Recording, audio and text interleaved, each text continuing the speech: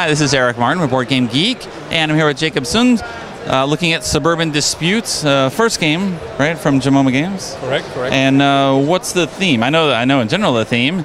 You're fighting with your neighbors. Exactly. Yes. I mean, it's 1930s Chicago suburb.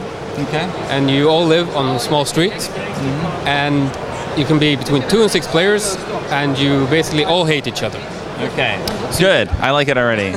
That's right. So you do missions against each other to ruin, more or less.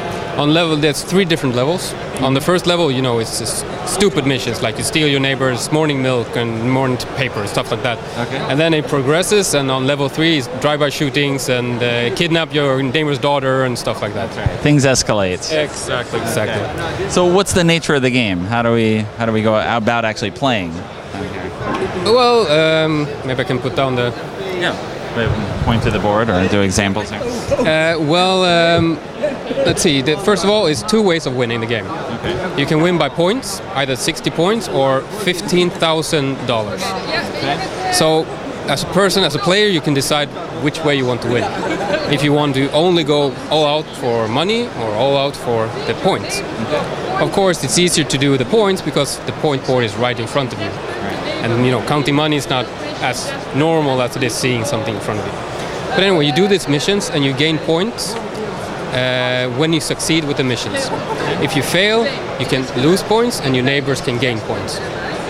During the game, you can also take special cards in order to increase your chances, but you can also decrease your chances because you get both positive and negative cards in the piles. Okay. Mostly positive, because there have to be some perks, in the game. Okay. So what are the cards we're looking at here? What's the nature of a turn as we're going through things? Okay. Well, here you see the board game itself. You see the houses. Okay. Yeah, exactly. And you move your little figure every time you succeed with the mission. On level 1, you have you can choose between money and points. But on level 2, it's only points that matters. Okay. So you take a mission card.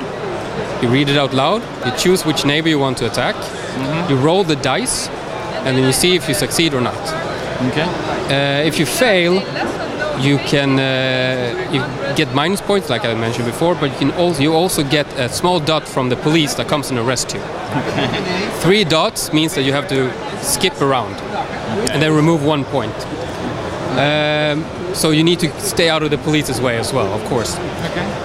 There's one way of going out from the game, and it's quite hard to actually do it. It's if you lose all your money, need to take a bank loan, won't be able to pay it back, and then get enough points, enough dots from the police that you can't, pay the police off.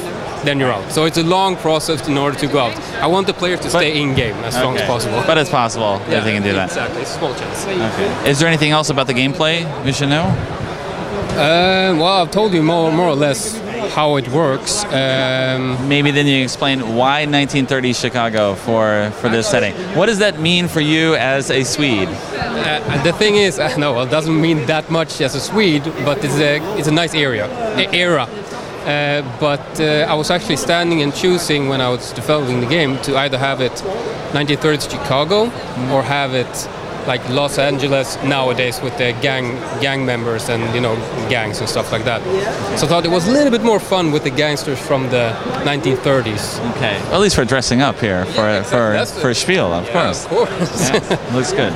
No, so that's more or less why I chose this. But I also really liked the 1930s era of especially Chicago and Al Capone and all that jazz, so to speak. Right.